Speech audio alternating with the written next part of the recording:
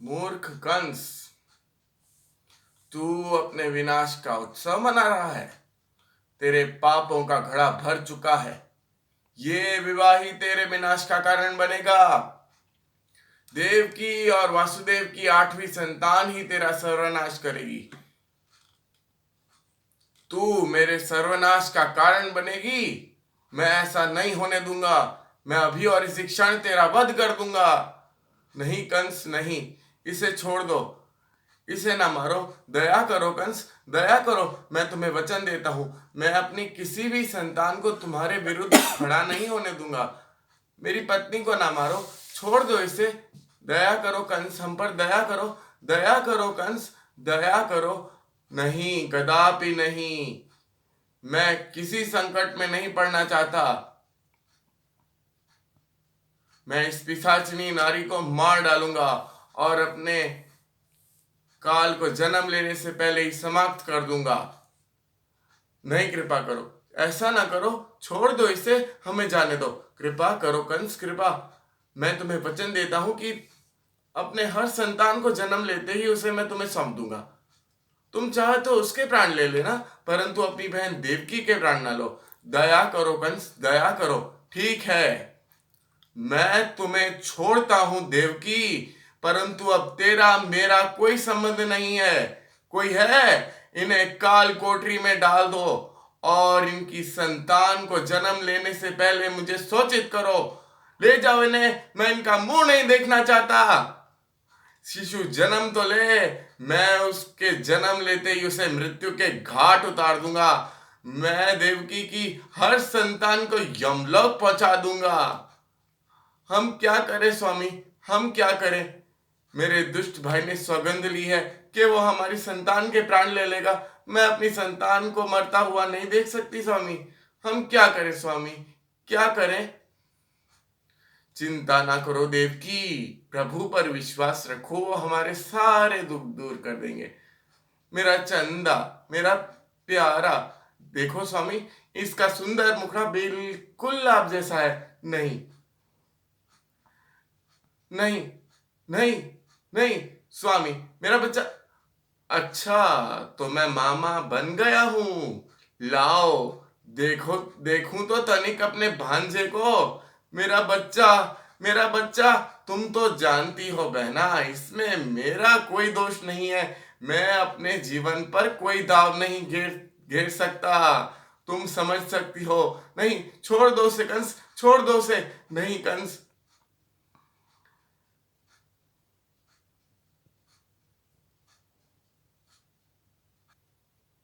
ये तो बड़ा तुच्छ कर्म है। देवताओं को अगर मुझे मारना ही था तो कुछ और कदम करते। नन्हा सा शिशु तो नहीं बेचते, किंतु अब देवताओं की तो मति मारी गई है। मेरी बहन पर हर हर क्षण दृष्टि रखना। जैसे ही दूसरा शिशु जन्म ले, मुझे तुरंत सूचित करना। अगर इस कार्य में किसी ने कोई भूल की तो उसे मेरे कोप का भाजन बनना पड़ेगा, समझे? जो आज्ञा महाराज।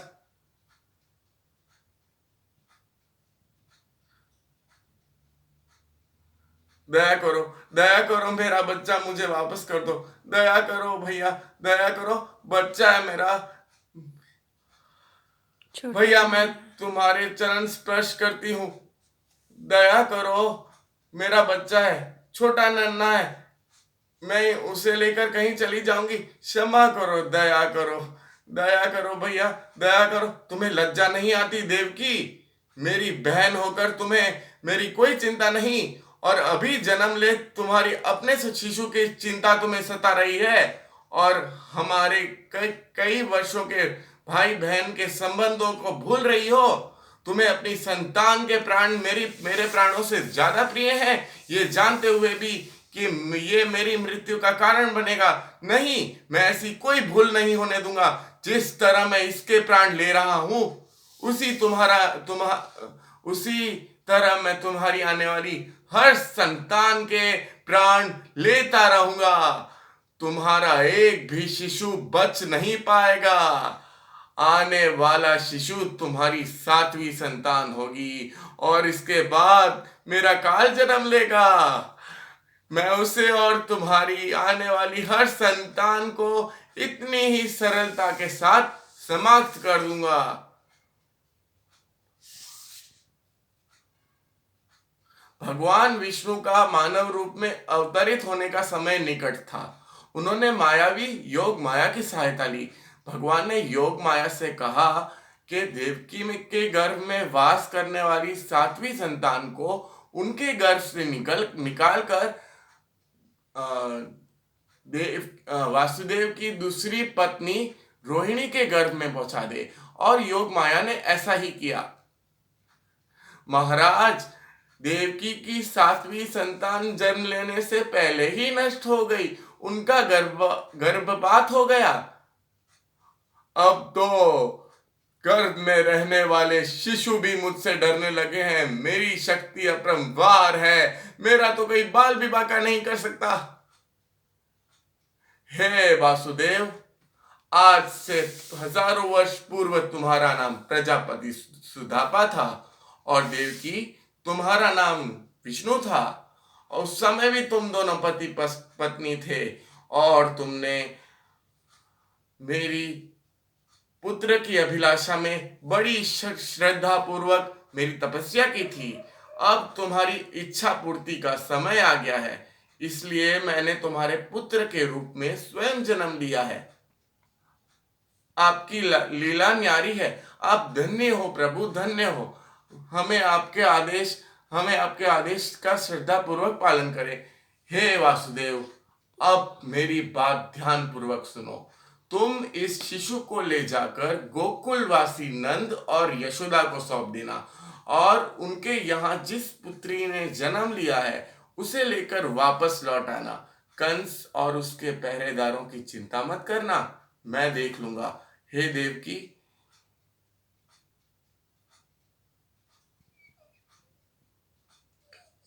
तुम्हारा सातवां गर्भ नष्ट नहीं हुआ था। मैंने उसे रोहिणी की गर्भ में स्थापित करवा दिया था। यही मेरी परिव्राता है। आपकी लीला न्यारी है। आप धन्य हो प्रभु, धन्य हो।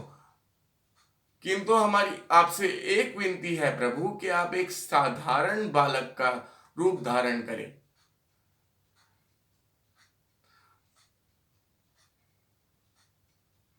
ओ मेरा चंदा, मेरा तारा, तुम कितना सुंदर है मेरा सोना। तारे संसार के कोई भी बालक का रूप मेरे जैसा बालक का सुंदर ना हो। कभी तुम पर मेरे क्रूर भाई कंस की दृष्टि ना पड़े।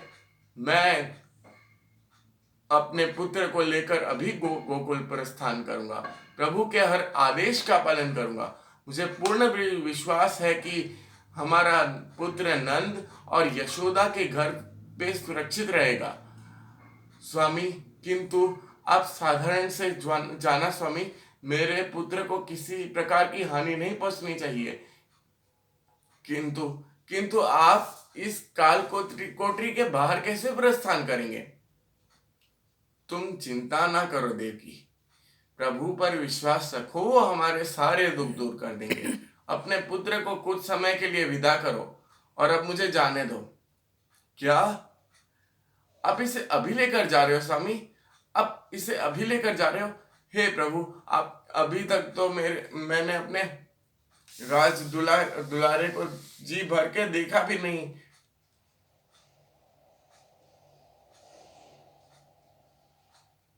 मैं तुम्हारी ममता समझता हूँ प्रिय, परंतु तुम जानती हो मुझे अपने पुत्र के जीवन के लिए तुरंत प्रस्थान करना ही होगा। समय कम है। मुझे गोकुल पहुंचकर जल्द से जल्द लौटना है। लाओ, इसे मुझे दे दो। हमें पूर्ण विश्वास है कि भगवान हमें अपने पुत्र से शीघ्र मिलवाएंगे। चलो, समय नष्ट ना करो।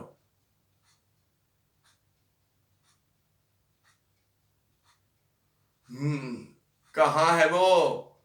तुम्हारा आठवां पुत्र मेरा काल, दिखाओ मुझे। मूर्ख कंस, तू सोचता है कि तू प्रभु का लेख मिटा सकता है? जो बालक तेरा काल बनेगा वो तुझसे और तेरे क्रूर हाथों से सुरक्षित दूर जा चुका है। तूने अपनी बहन पर बड़े अत्याचार किए हैं, उसकी हर संतान को की हत्या की है, परंतु ये संतान जीवित है।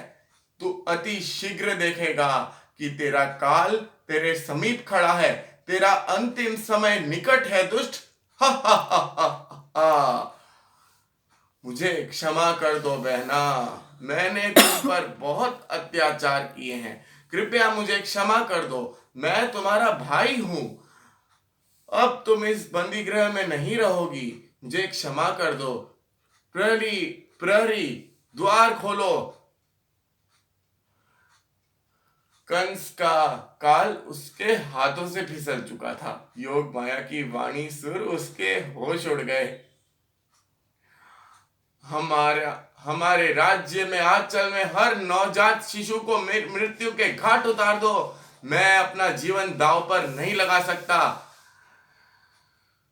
राज्य के प्रत्येक घर में जाकर देखो, पूरी सेना को इस काम में लगा दो।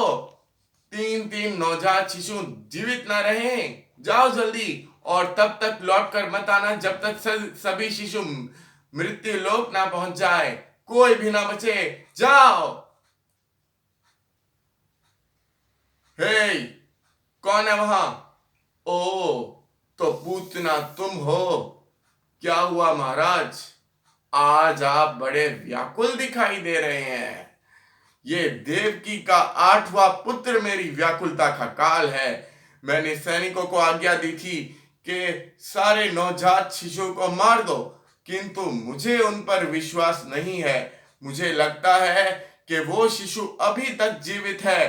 तुम मेरा कार्य कर सकती हो पूतना, किंतु तुम कैसे करोगी? इसमें तो बड़ी चतुरता चाहिए। तुम्हें देखकर तो माताएं शिशुओं को छुपा देंगी।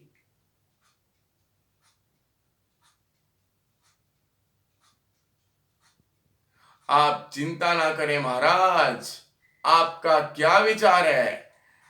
अब तो माताएं मुझसे अपने शिशुओं को नहीं छुपाएंगी ना। पूतना ये कार्य कर दे, फिर तुम्हें जो चाहिए वो तुम्हारा। अब उस बालक को भूल जाइए महाराज, उसकी कथा समाप्त हो गई।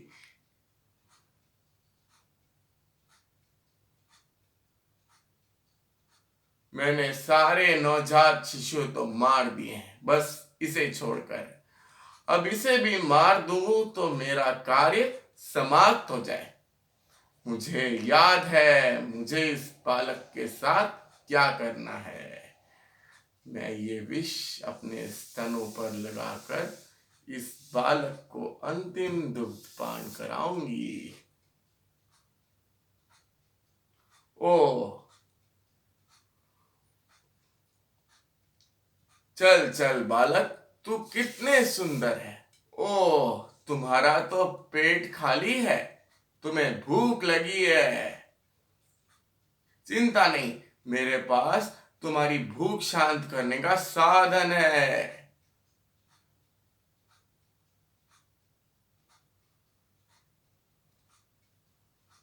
चतुर पुतना विष मिलाने चली थी। शिशु प्रभु ने तो उसके प्राण ही चूस लिए। हे भगवान, मेरे लाल, मेरे लल्ला, तुझे कुछ हुआ तो नहीं? हे प्रभु, ये राक्षसी यहां कैसे आ गई? अरे, ये तो पूतना है, इसे किसने मारा? अरे, ये बालक इस नन्हे बालक ने मारा है, इस राक्षसनी को इस नन्हे बालक ने। अरे, ये कोई साधारण बालक नहीं है, इसके पास तो अद्भुत शक्तियां हैं। तुम्हें तो बड़ा गर्व होगा अपने बालक पर। अरे हटो, मेरे लला पर दृष्टि ना डालो। प्रभु की कृपा से मेरा लाल सुरक्षित है। अब मैं इसे अपनी दृष्टि से एक क्षण के लिए भी ओझल ना होने दूंगी। ये पूतना कहां चली गई? मेरे मन को शांति नहीं है। कम से कम ये संदेश तो मिले कि मैंने जो कार्य उसे सौंपा है ये वो संपन्न हुआ या नहीं। महाराज, मैं आपका एक समाचार लाया हूं। हाँ हाँ, बोलो, क्या समाचार है? वो कहाँ है? बोलो भी। पूतना की मृत्यु हो गई महाराज। क्या? पूतना मर गई? कैसे? साफ साफ बताओ, किसने उसके प्राण लिए? लोग कहते हैं गोकुल में एक नन्हे शिशु ने उसके प्राण ले लिए। महाराज, क्या उल्टी सीधी बातें कर रहे हो? एक शिशु, एक नन्हा शिशु भला किस प्रकार पूतना जैसी भयान राक्षसी का वध कर सकता है? मैं उस बालक को मारूंगा महाराज। मैं किसी से नहीं डरता। मैं अभी जाता हूं। अच्छा, बहुत अच्छा तृणावर्त, जाओ, शीघ्र जाओ।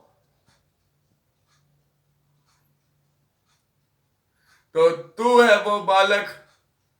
तू तो बड़ा साधारण बालक है। तुझे तो मैं चींटी की तरह मसल दूंगा।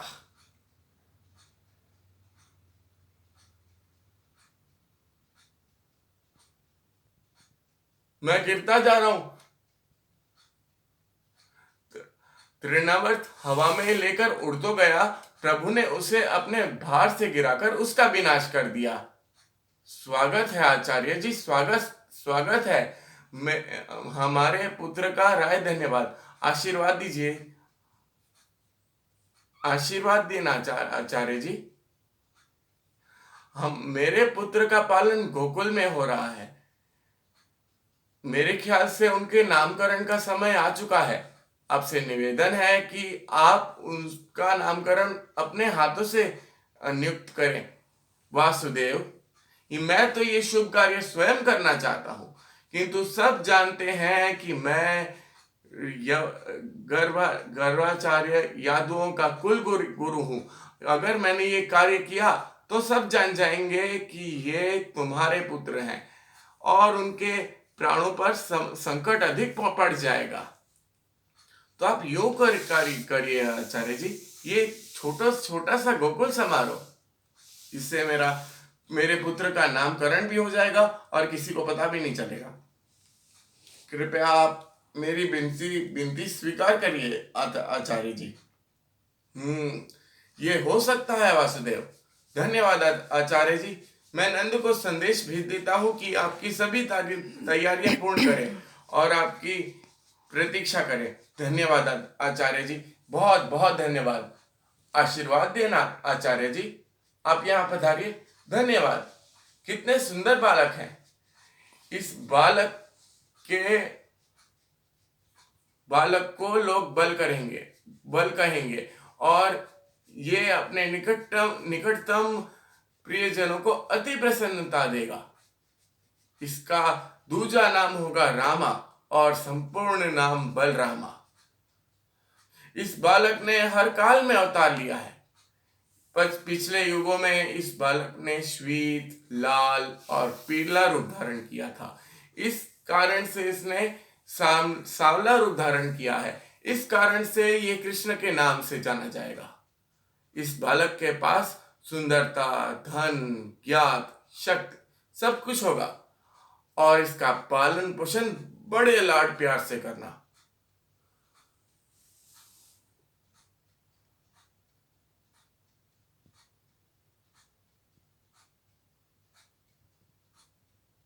माखन कोई लाख छुपाए, चोर नयन से बच नहीं पाए। माखन कोई लाख छुपाए, चोर नयन से बच नहीं पाए। खाके छोड़े ग्वाल बाल, आयो नटखट नंद लाल, आयो नटखट नंद लाल, आयो नटखट नंद लाल। अरे रामा, तुम यहाँ क्या कर रहे हो? मैंने तुमसे कहा था कृष्ण के साथ भीतर खेलना। कहाँ है कृष्ण? वो भीतर है माता।